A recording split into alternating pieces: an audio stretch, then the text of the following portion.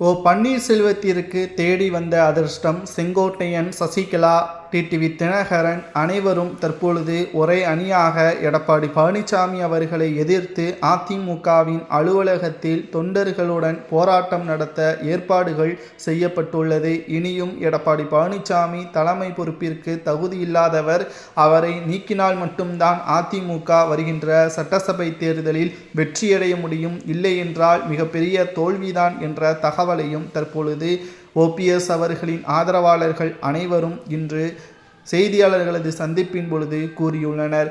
எடப்பாடி பழனிசாமி அவர்கள் கடந்த 4 ஆண்டுகளில் அவர் சரியான திட்டமிடக்கூடிய தலைவராக இருந்திருந்தால் எதற்காக பல தோல்விகள், 2 இடைத்தேர்தல்கள் புறக்கணிப்பு என்பதை எடப்பாடி பழனிசாமி அவர்கள் புறக்கணித்திருக்க முடியும்.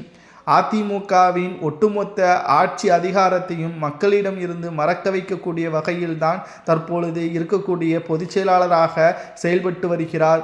பதவிற்காக சசிகலாவின் காலை பிடித்தவர் எடப்பாடி பழனிசாமி. பதவி வந்த பிறகு சசிகலாவின் காலையே வாரிவிட்டவர் தான் எடப்பாடி என்ற குற்றச்சாட்டுகளும் தற்பொழுது முன்வைக்கப்பட்டு வருகிறது.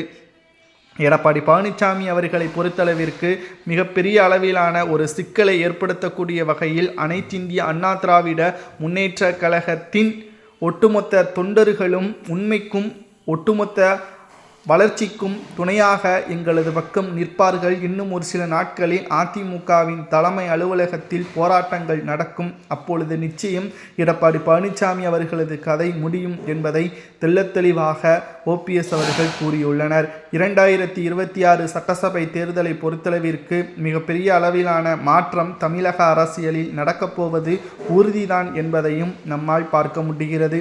2026 சட்டசபை தேர்தலில் அதிமுகவில் கட்சியிலிருந்து நீக்கப்பட்டவர்களாக இருக்கக்கூடிய ஓபிஎஸ், டிடிவி தினகரன், வைத்திலிங்கம், மனோஜ் பாண்டியன் இவர்கள் அனைவரும் அதிமுகவில் மிக முக்கியமான தலைவர்களாகவும் இவர்களது தலைமையில்தான் தேர்தல் நடைபெறும் என்பதையும் தற்பொழுது ஓபிஎஸ்ஸிற்கு அடுத்த அதிர்ஷ்டமாக செய்திகளை நம்மால் பார்க்க முடிகிறது.